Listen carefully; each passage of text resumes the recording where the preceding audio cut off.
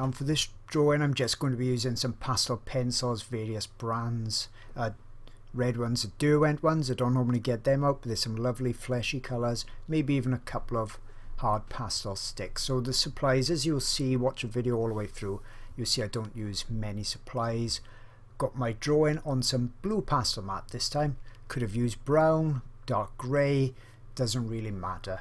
It's the important part is it's not a white pastel mat paper.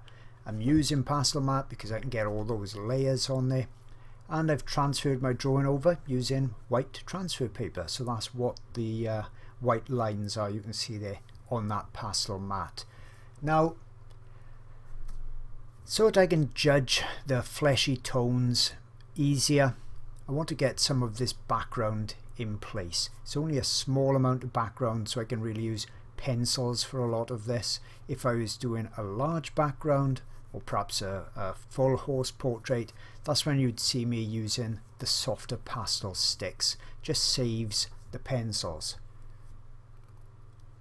So lots of artists, or well, at least a few pet portrait professional artists, just use pencils. So you don't have to have soft sticks if you don't want to, but be prepared to be buying pencils much more frequently if you don't use the soft pastels, because obviously there's not that much pastel pigment or pastel itself inside a individual pencil. Okay, so remember, when I'm showing these drawings, especially these studies, I'm not really trying to exactly replicate the photo. I'm going to take a bit of artistic license in there as well, put a bit more detail on the white area going up the horse's nose area. I'm not an equine artist at all. I don't know all the terminology of horses, so please forgive that.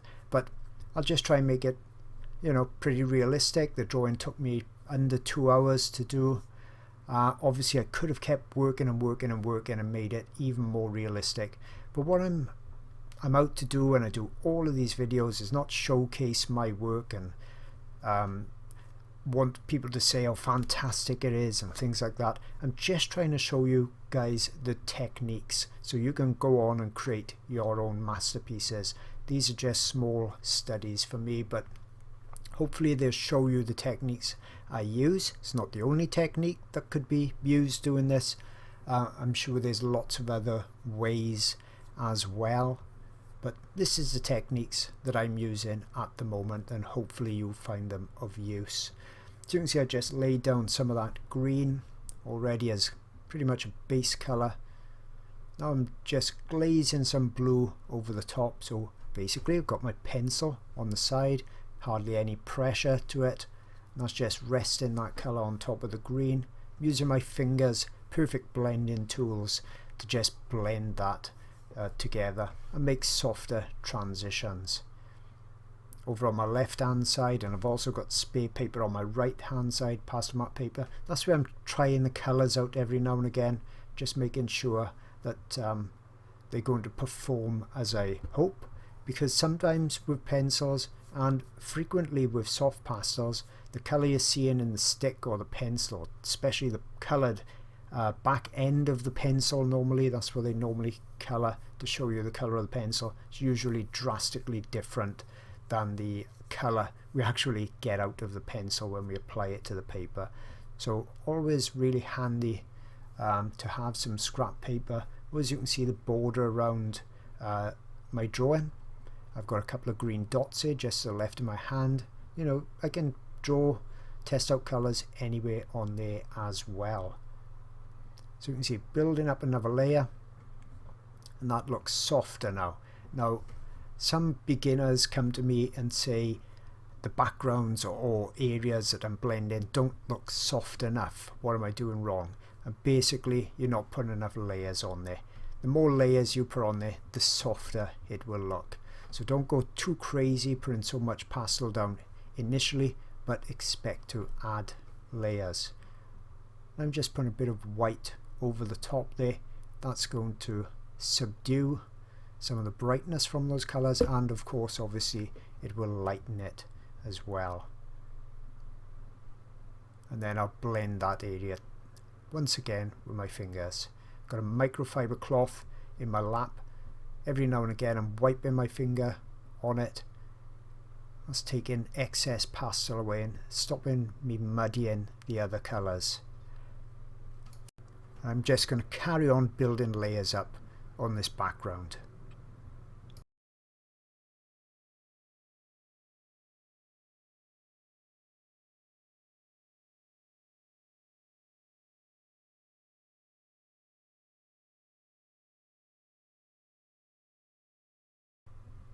Now for this dark purple black area at the bottom, I'm going to use some pastel sticks. Don't have to use the brands that I use, you could even use pencils, but sometimes with the pencils you find that there's no really dark muted purples in the ranges. I've got loads of ranges, haven't got this colour in there. I've also got loads of pastel sticks of all different brands, from expensive ones to really inexpensive ones, and there was nothing that was that muted black grey in there at all, so I'm going to have to blend colours together.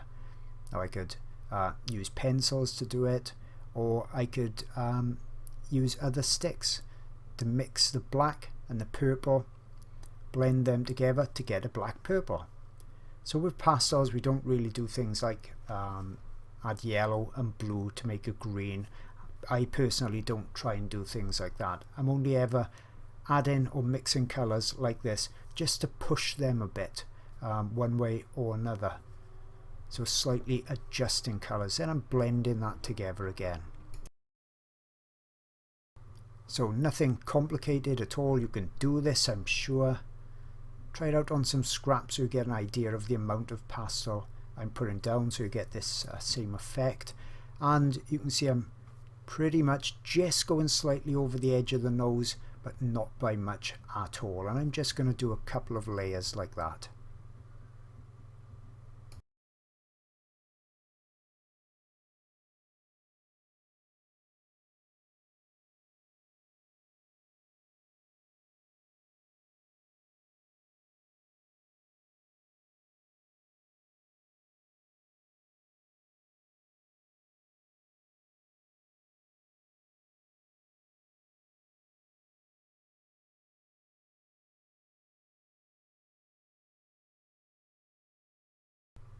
Okay, that's enough for me to judge the colours by. I'm not going to put any more in yet.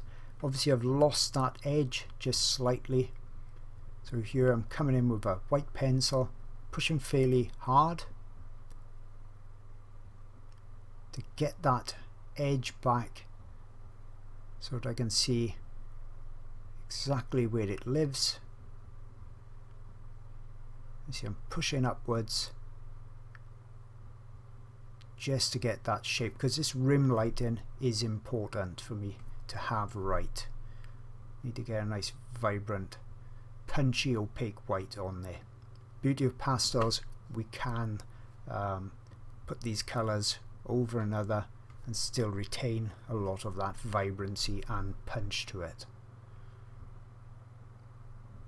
So you can see how I got that background just slightly over the edge, because I don't want a cutout effect you can get if you butt one colour up against another.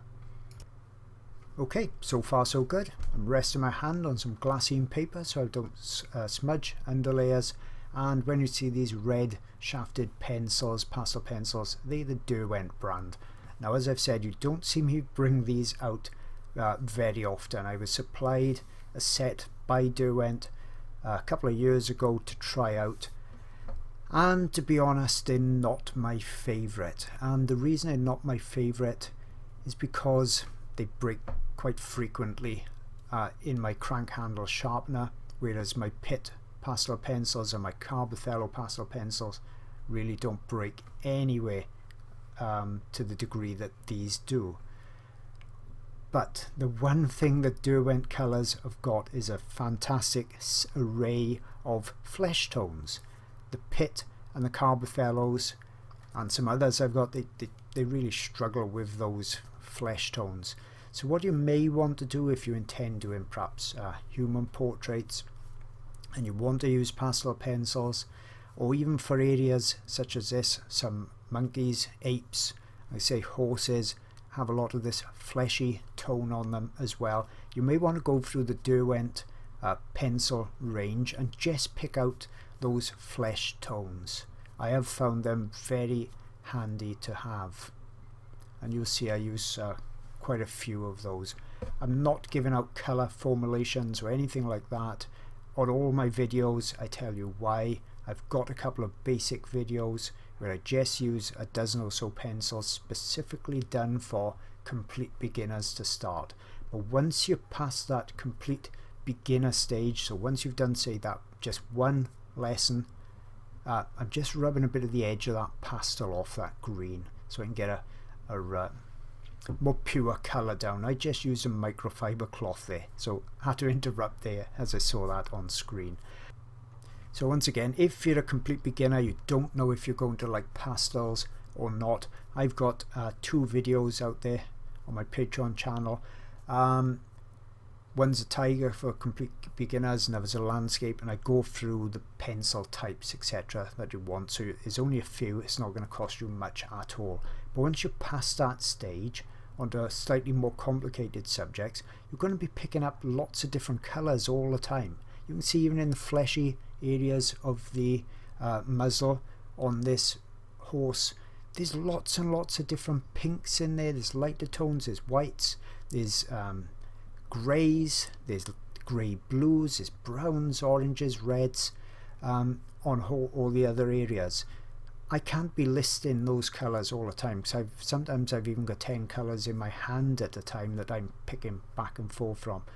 Once you become more advanced, you'll understand why I say that. It's not a quick cop-out at all. You really need to learn how to see colour on your reference, try and match it yourself, and then learn through experience. Otherwise, if you start doing these lessons other people do all the time, where they're giving you so many colours and they're saying, right, put this colour in this area, put that colour in that area, that's just basically paint by numbers or draw by numbers. If that's the type of thing you want to do, draw by numbers, by all means carry on. But if you're any type of seriousness about your art, that's not the way to learn at all. So okay, back to this workshop. I'm putting in the pinker tones now, and you can see when I'm doing that with my pens, I'm generally using little round circles most of the time, and that gives me a bit of a, you can see I'm doing it there, that gives me a bit of a smoother lay down of the pencils and don't get lines really on my work. But I'm going to carry on doing this, and you'll see me blend it as well.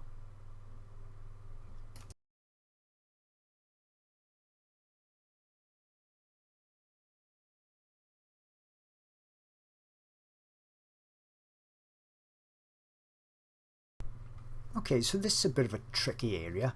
It's very dark, fleshy kind of colour. So I've had to get one of my browns out. You can see I'm using pit pastels here. I don't stick to any brand at all. I just go with the colours that I require.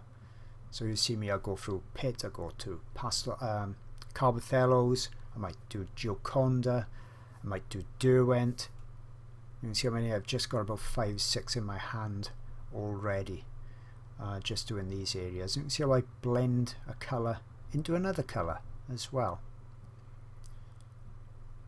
And I'm just after the representation of this. I'm not into absolute photographic realism. I really haven't got the time to do that. There's just too many fantastic subjects out there in the world that I want to paint and draw. That I don't want to be spending 100 hours on each piece, and that's why I've gone to pastel pencils away from coloured pencils personally, and it's just my personal opinion. For myself, I like the fact I can put easily lights on top of darks with pastels and vice versa. In my opinion, you can't do that nowhere near as easy with coloured pencils. I know there's artists out there now that's using coloured pencils on pastelmat and doing all different things with mediums, and they're creating some fantastic work. But for me, it's not the same as pastels, and that's why I stick with it, and I find pastel pencils far quicker to use. So I'm just going to carry on now, blocking in a lot more of this flesh tone.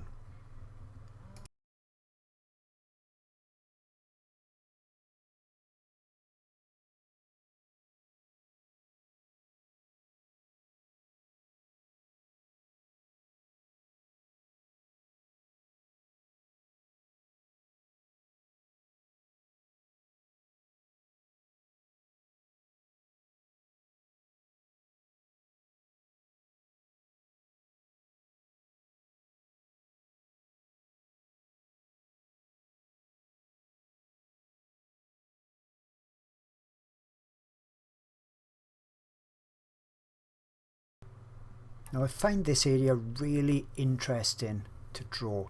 The way this dark flesh colour butts right up against the pink colour, creating all those interesting shapes and forms and the creases in the lips as well. That's really something I'm interested in doing. I'm really interested in all those types of shapes. Also the ones right on the end of the muzzle in those flesh tones as well, or those creases also. So I'm just blocking in a basic colour. You can see I'm using a pit pencil there, really lightly, to get that shaded blend going from the flesh into the dark. Now it's things like that, the subtleties, that's what takes a drawing from looking like a beginner did it to something more advanced. So always study the reference, look for all those little changes, be like a detective. You're looking to see those little tiny changes that really make a difference. The more you get those right, the more realistic your work will look. I'm just putting a line in here for the mouth, the opening.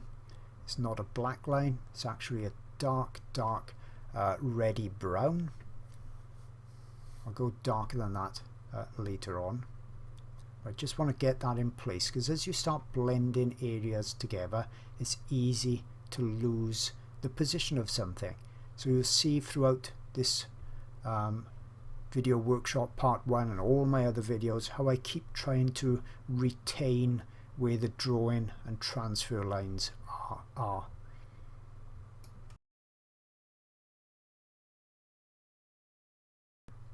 So now I'll just start to block in this shape as well.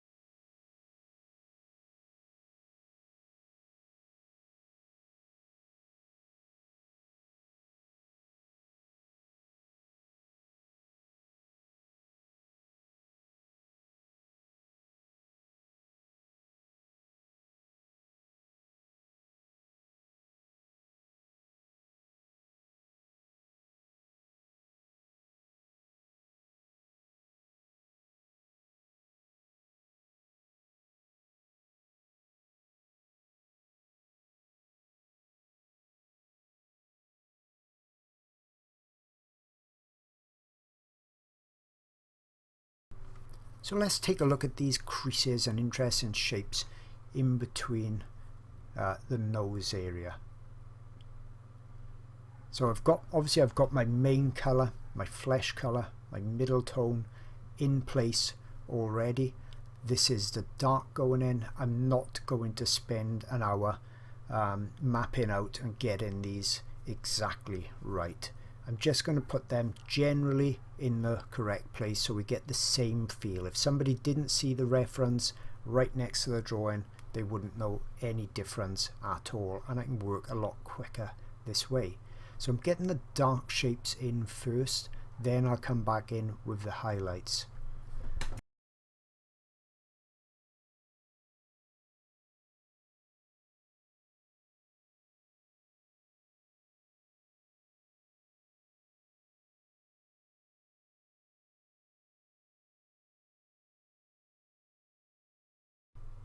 Okay, now this will all come alive as I put the highlights in.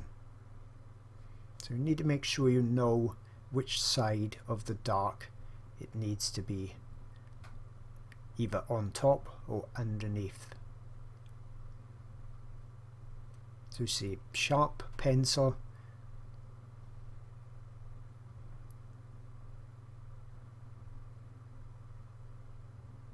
and just by putting a few of these detailed highlights in, everything will start to come alive, look a bit more realistic.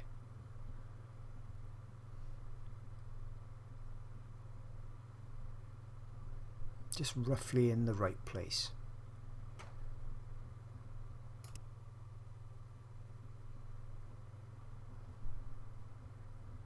And I'll tidy these shapes up again later on, but first of all need to get things in position before I think about the subtleties of the lights and the darks and altering shapes as well.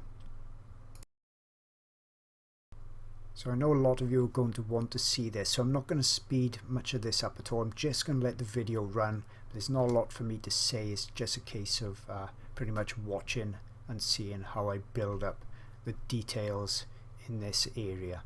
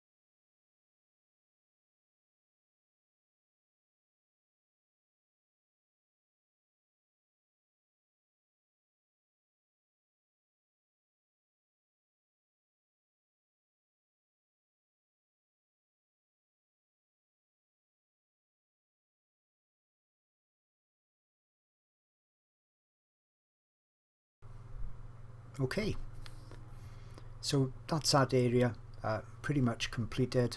I'm going to block in some of this white. You can see I'm not picking up much of that light green because I use that microfiber cloth there, and that removes pastel quite well. And then I'm going to start to just block in a bit more of the darks on the muzzle as well. So I can zoom, fast forward a little bit on here, speed it up for you so that you're not bored just watching me block in areas in.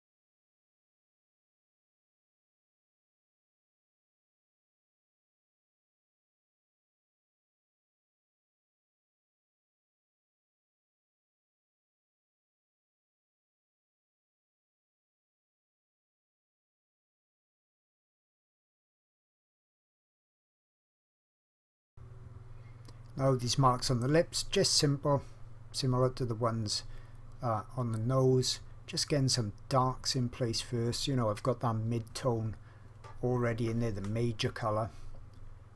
Getting the darks in place, just in roughly the right areas. As I said, I'm not out to get photorealism on this one. And then I'll come back in with the lighter colours, with the highlights.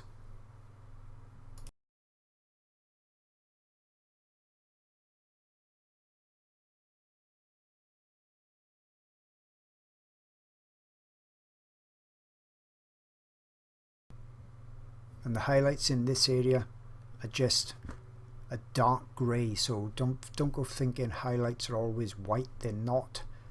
Remember I said about the subtleties, they are really important, so you don't want to go very light in an area that just needs perhaps one tonal value lighter to give you the effect that you want. So I'm just going to play around here, adding some lines. They're not in random places, but I'm not being overly concerned about getting them exactly the same as the reference photo. It'll all have the same effect when we looked at the finished piece.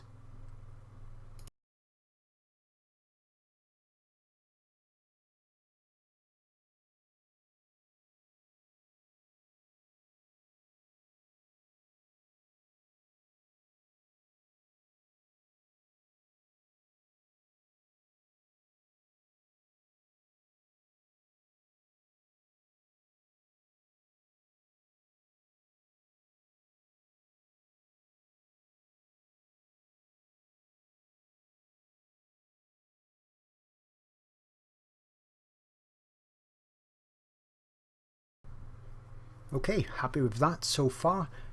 Need to really start getting the rest of this horse's mouth and nose area in place. I like to get a lot of the paper covered when I can with a basic underdrawing and undercolour. All of the time that you do things like that, get the basic colours in, it helps so you can judge across the whole area, because lots of colours influence one another. And I'm also going to start to put that background in at the bottom as well, when I start to put that real reddy brown that's under the horse's neck. So I'm just going in, looking at the shapes that I need to put in, the major areas. That comes across here.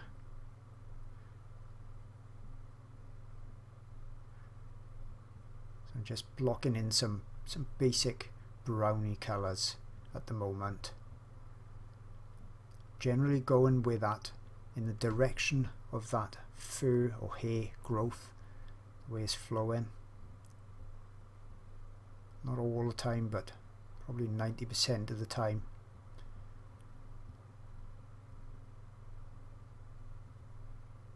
And then you'll see me blend this in again, which is pushing it into the paper surface. It means the pastel is not sitting loosely on the top, it's actually pushed into the surface, and this pastel mat paper grabs the pastel very well. So I don't then ever use a pastel fixative. Don't find so far I've not needed one, because a lot of these fixatives, if you see my test videos on YouTube on those, they drastically alter certain colors, if not all the colors. Some are much better than others, some are really, really bad, and some of the bad ones are the big names. So don't just think because you're using a big name brand it's going to be fantastic. So I'm just going to build up some of these areas for a basic color tone.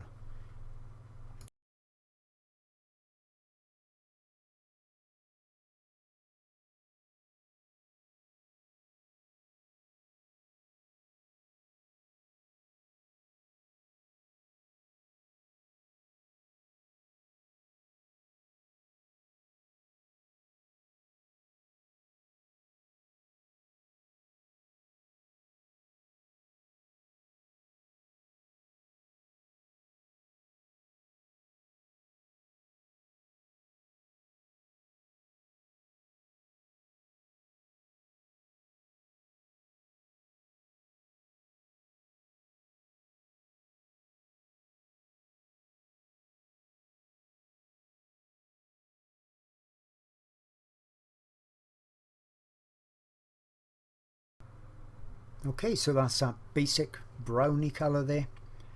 And now we've got a bit of a transition between that white blaze right up the nose going into the brown. So I'm going to use a few different pencils. Sometimes when you look at an area you can say it's, you know, it's kind of grey, but it's not really grey. There's a pinky tone to it as well, and I can see some of that brown in there also. So use all those colours. Let a colour show through, so don't just put all the grey down and block it in. You can see I'm leaving little areas for the undercolours to show through. So it's almost like a Monet, where he'd allow one colour to sit next to another to create another colour. That's what we do in here. Putting in bits of grey, bits of a pinky tone, bits of a browny tone, and some white as well, building all those transitions of colours up. Adds for a more interesting and exciting drawing and painting if you're doing oils, and I would do this very, very similar way if I was using oil paints as well. So you can see I switched to a more of a pink colour, a subdued, muted pink colour.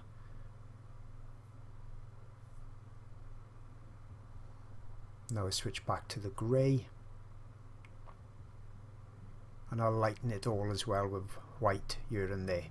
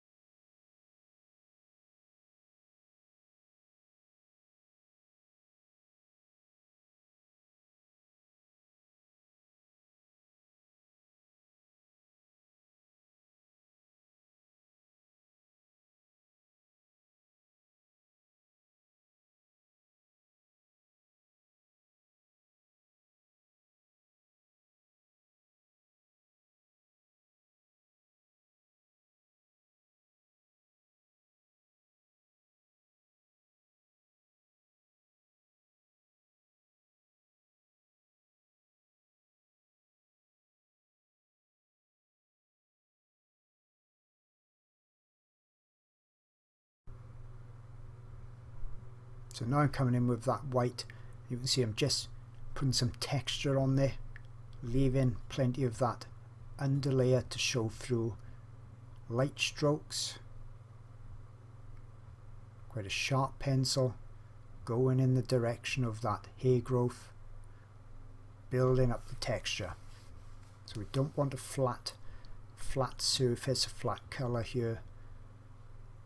This is all tiny, very short hairs, so I'm just giving that impression just by putting these very small marks on.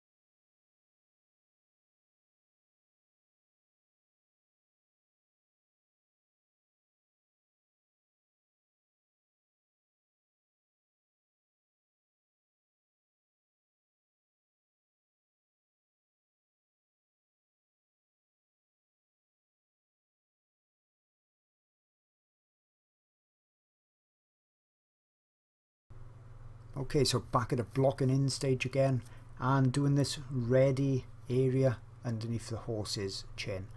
Now, even though I've got probably about 200 odd pencils and probably about 400 pastel sticks, I haven't got this exact colour. That's how many colours there are in nature. You can't expect to have the exact colours, so I'm just going to have to do my best. The most important part is to get the tonal value, the lightness and the darkness quite accurately done. So I'm just putting a red in first. I'm going to mix and match with pencils and pastel sticks to try to get the colour fairly accurate, but as I said, I haven't got this exact colour. So I've laid the pastel down, pushing it in with my finger, going fairly firm. So you can see that's too light and too red at the moment, but I will come back with as I said, some other pastel sticks and pencils as well. I'm just going to build this layer up, and then I'm going to get that background in as well, because that's going to influence these colours, and I need to get some of these lighter brown hairs then to go over the top, so the background needs to be in place.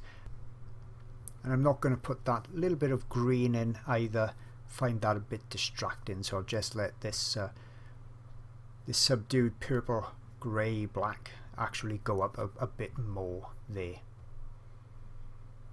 Okay, so I'm just going to use a few pastel sticks now, soft pastels, just laying those in to try and get this colour a little bit more accurate.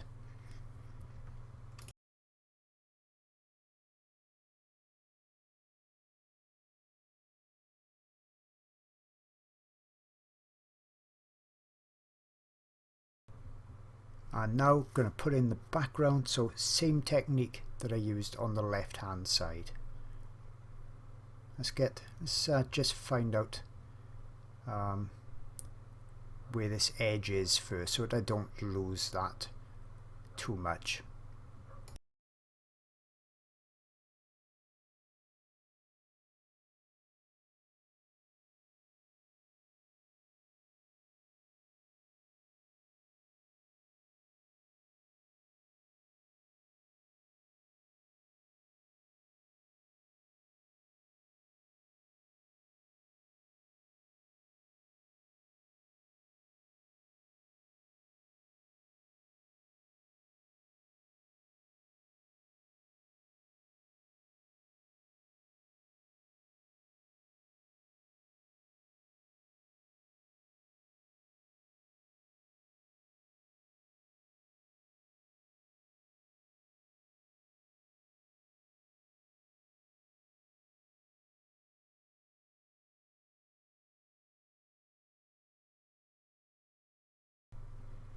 So let's bring some of these hairs down a bit over this background.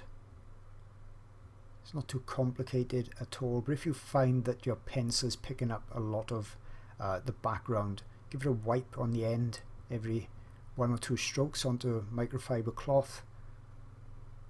You can twirl the pastel pencil as well as you're making the mark. That'll keep depositing fresh pastel down. And you can see I'm just using a few different colours, probably 3 different browns here, just to build this area up.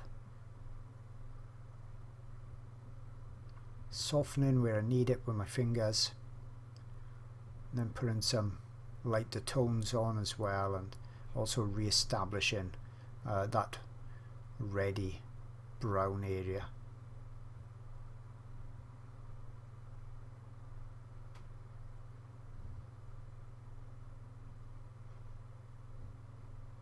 So you can see I've built up the area. Now I'm starting to put more of the individual hairs in place.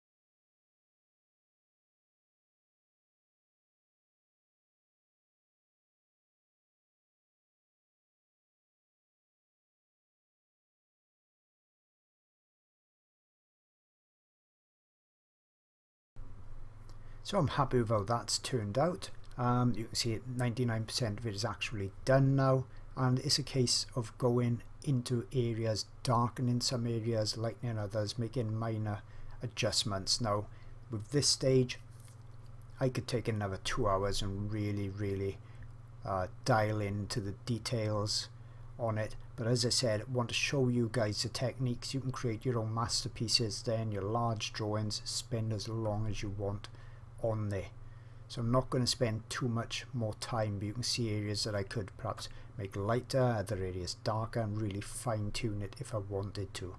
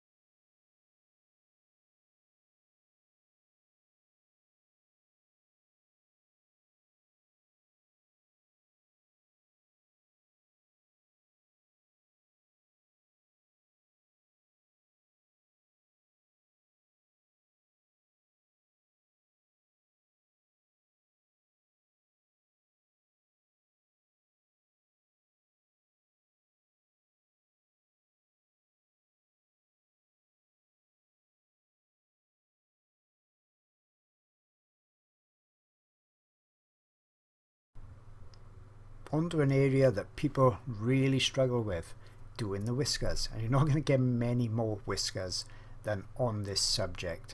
They're not all white, So I'll be going in with some brown whiskers.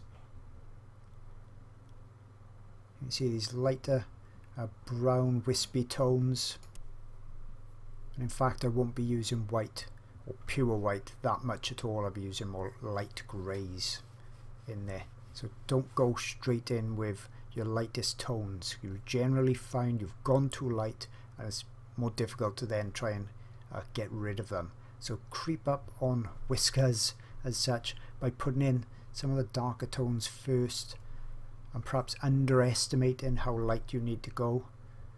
You can see I'm not pushing hard at all. By pushing hard, I'm going to get a flat edge on my pencil and I'm going to have a really thick line. I don't want that. I want to make sure that my line is really thin on whiskers. And I'm just using that pencil. A few areas I could see needs a bit of detail and touching up. So once I've got a colour in my hand, at this stage I generally look around the drawing to see where else it needs to be used.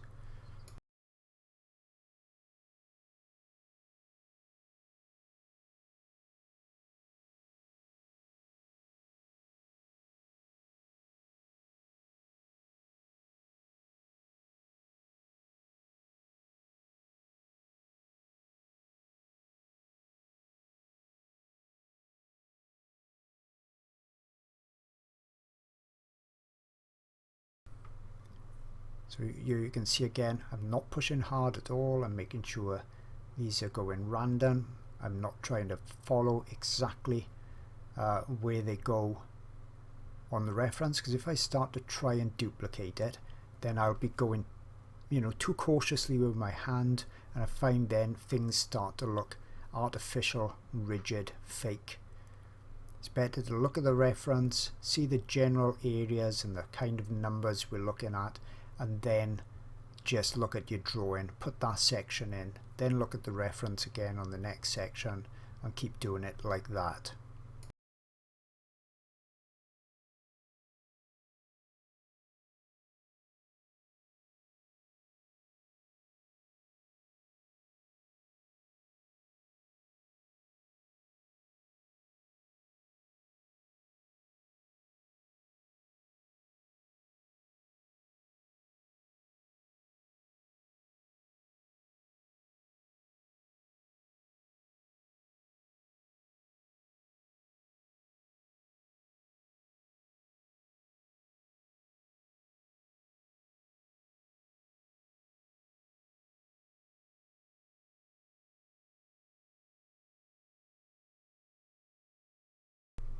So now I'm putting the lighter pure white haze in, not much at all, getting that edge nice and crisp as well, and really putting those finishing touches in place.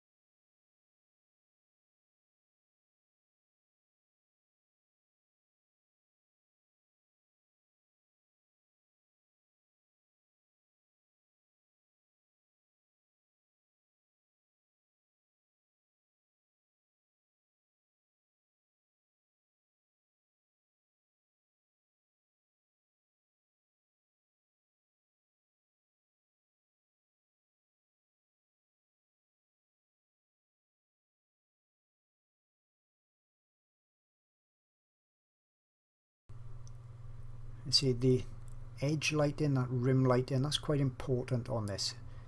It separates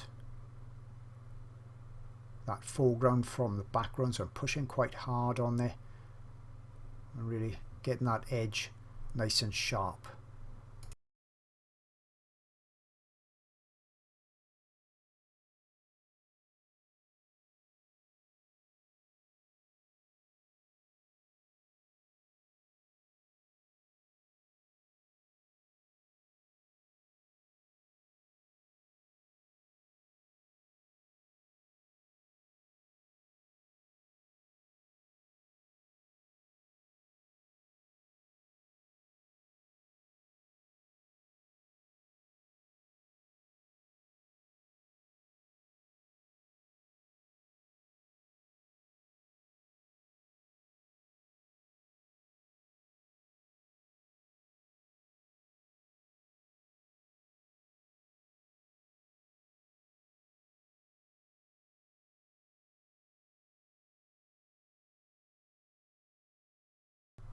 Okay, so hope you've enjoyed this video and picked up perhaps a few tips along the way. I've gone fairly detailed for those that like detail. Obviously you could be a bit more painterly and loose if you wanted to.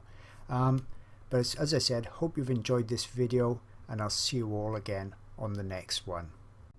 Just wanted to quickly mention my Patreon channel for those looking for even more in-depth art instruction. It's packed full of pastel videos, oil videos as well, and those videos are being added to new ones every single month. I have videos for the complete beginner that have never done pastels or oils before with just limited supplies, and I take you from the very first blocking in all the way through to the final detailed drawings and paintings. I've also got some really unusual subjects as well, and in all of my videos I always take you through all the details. You see everything I do, how I create my work. But it's not just for beginners, it's also for novices, and I also show the best artwork that I've ever done as well. And this particular elephant video spans 6 hours, so you know you're going to see tons and tons of details, tips and techniques.